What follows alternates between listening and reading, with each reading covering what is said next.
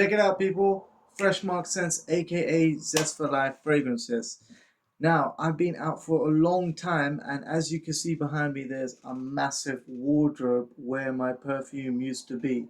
So, there is no rack for me to put my perfume.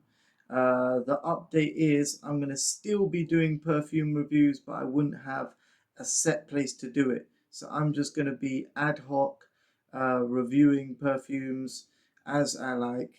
The always the fragrances that matter, not fragrances that are just there because they're new or because I feel like I have to do them because other people are doing them. These are all fragrances that will create a capsule wardrobe of fragrances that you can use from summer to winter and everything in between. And you wouldn't have to really step over yourself and buy fragrances that are very similar or irrelevant or, well, uh, redundant, let's say. So, today is something that is very special for me. I haven't been able to recommend this perfume to you for a long time because it was discontinued. But finally, we have Prada Amber Pour Homme. Now, the old one is this chipped up box over here, and this new box is pretty much the same. Now, this one is, I think it's, they said it was supposed to be from Spain. Oh, yeah, made in Spain. Yeah, it says made in Spain at the base. That's how you know. And this one is not at the base. It doesn't say at the base. It says somewhere else. Well, this is Lavendy de France. So yeah, this is the French one, which is the new one, which is the reformulation, and this is the old one. So the difference is, right off the bat, is that it's actually supposed to be the same DNA. The only reason why they labeled it differently is because one focuses on certain aspects more than the other. So this has resins of cardamom. It says on here on the plate. I don't know if you can see it. Resins of cardamom and labdanum and patchouli, but you can see cardamom on here. And this has a slightly more purple juice, slightly more. It's like a purple sort of violet thing going on. Reminds me of that ultraviolet. Just gonna put the juice over there. And now let's bring out the new one, which I'm so happy because this is the time of unisex fragrances because there is so much divisiveness of what makes a man or being too masculine is being punished. So you have to have some more unisex fragrances to be more approachable because perfume is about being approachable, making yourself approachable, and that's different things at different times. So in the 80s, people approached really macho men, and nowadays masculinity, I'd say, is under attack most definitely because macho men or masculine men are being either cancelled or told that they're too aggressive, whatever they do. So it's more of an attack on masculinity than saying that there's too much masculinity and needs to be curbed. Anyway, that is a political standpoint. I am always on the side of men with this thing because I believe that men should support other men, and when they don't, uh, you get breakages in, say, men's club. There's no men's spaces anymore because there's too much inclusivity, and I think that if you were to have some men's clubs, they have place to talk and stuff like that, and it's a gaining trend actually. Well, the men's space used to be the pub, but people don't want to drink all the time. But it's important for men to talk.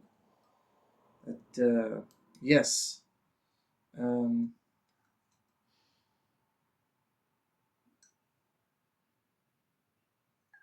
I don't know how that spiraled out of control. To yeah, so the 80s had very powerful ambers and cardamoms and spices. And the one thing I noticed between this one, this old school one, and this one is that it says uh, geranium and lavender and vetiver on the bottle, and that means it has an emphasis on that. So you have more lavender than say saffron and cardamom, and it does show a little bit. Sorry. I'm just bored of people saying that it's really different or it's completely different.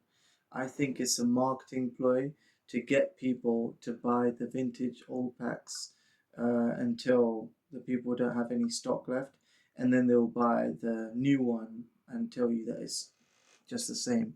I think it's a big scam, really, telling people to buy the vintage because I think this one is pretty much the same.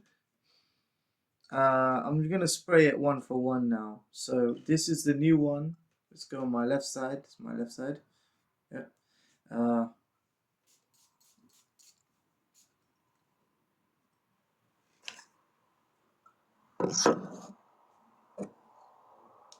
I'm all for inclusivity, by the way. Just believe in giving people their space, and that if somebody doesn't have their space, they'll feel cornered, and then that's when people lash out and act up and do things that character like I mean be ultra masculine because they feel that their masculinity is being curbed, or be hyper feminine because they feel like that's how they're expected to act in order to be with a woman basically who wouldn't accept a masculine man. It's kind of strange nowadays. People are walking on eggshells. But yeah, perfume is supposed to be making you approachable, and I think this is the perfect unisex fragrance. I would even go to say this is well, I'm not intersex or anything, but I'd say it would be like an intersex fragrance because a man or a woman could wear this. If there was a woman that wanted to identify as a man, they'd seem more masculine with that sort of barbershop aspect, but they'd have a clean musk, so it could work in that way. Like a woman that would be going after another woman, it wouldn't be too butch or masculine because it's not really fougere. It's just about enough wood, and it's more about the sparkling musk, which is fantastic, really, because the amber is still there, but it's not as warm as and resinous. That, as I remember it. Yeah, yeah, yeah, yeah. So when I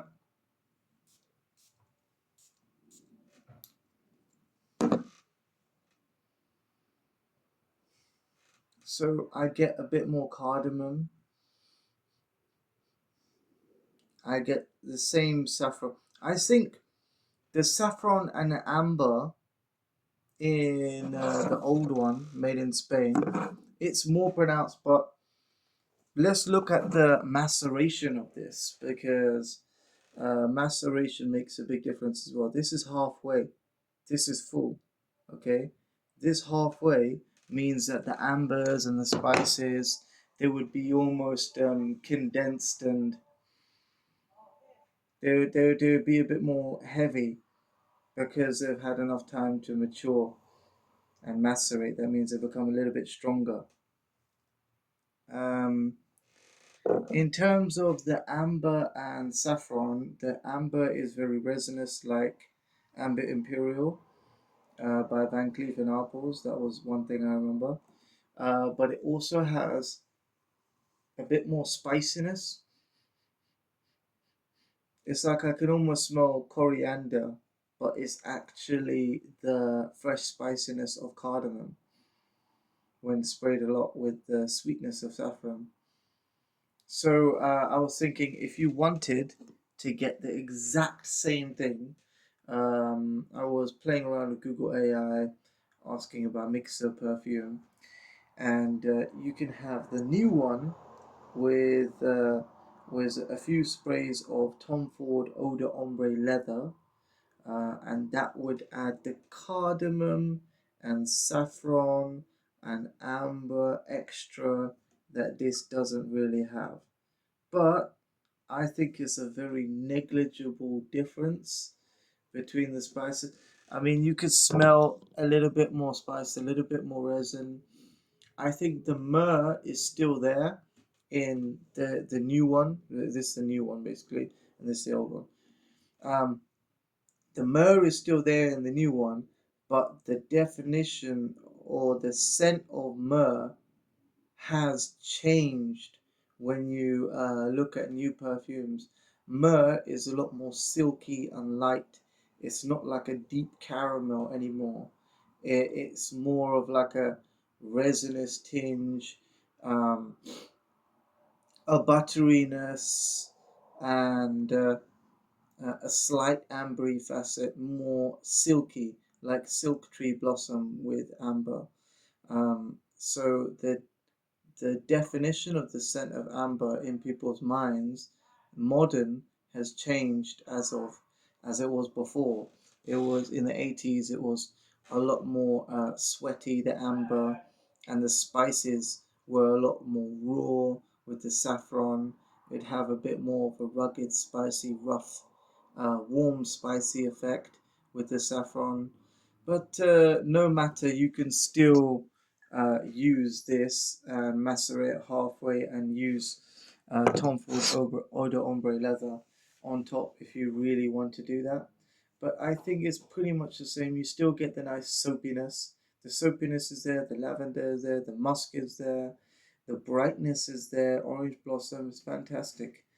And I think it's a really gentlemanly fragrance, and I'm glad that it's been brought back because for the years that it wasn't there, I was thinking, what's happening to society?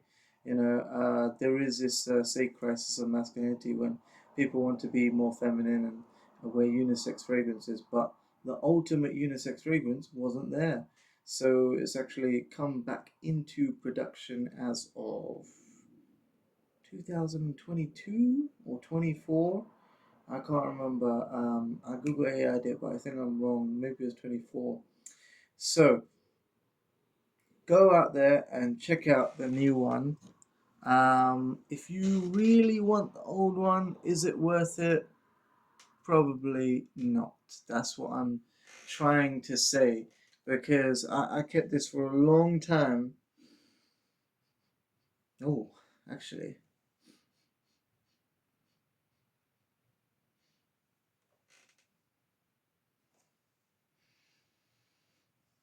the spiciness of this is almost like the saffron has turned into a sun blush tobacco, like a very hay-like spiced tobacco note. Hmm. So it is different. It is different. But is it completely different? I mean, let me do the Eau de Ombre leather check right now.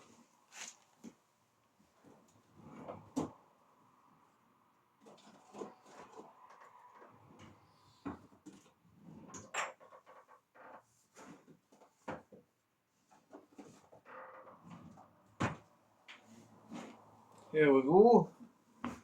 All right. Eau de Ombre leather. Now, let's smell. Soapy, spicy, ambery, very nice. It has soapy, vanilla, amber shade and sparkle, which is almost like a le'ou effect, like a watery effect.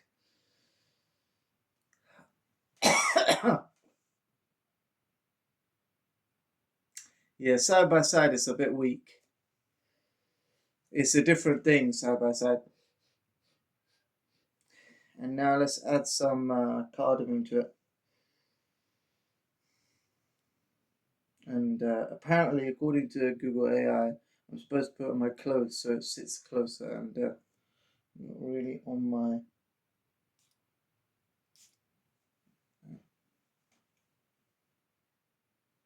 Oh,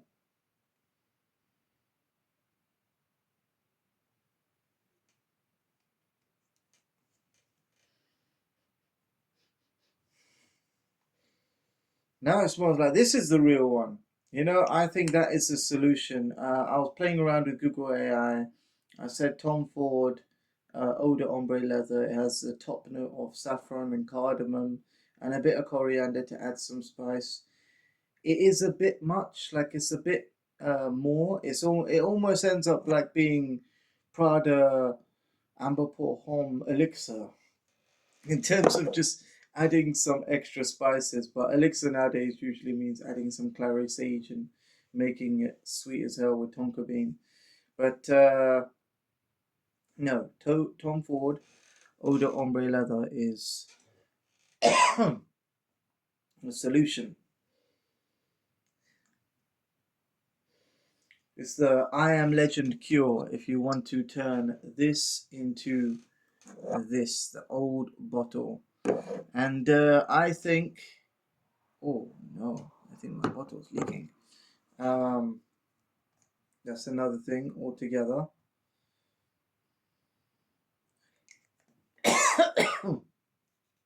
Pungent. So I think that, oh, it's very spicy.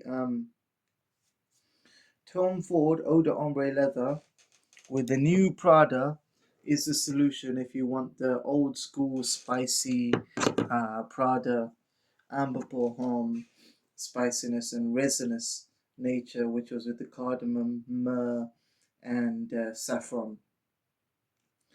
Apparently, they both have the same notes, but I don't think so, based after checking it. And the DNA is pretty much the same with the soapiness, but that spiciness, it has to be amped up a little bit. The saffron and the cardamom were a cardamom fragrance. I mean, something like, I don't know, Lanoli de l'Homme. I think I just said it wrong. Doesn't matter.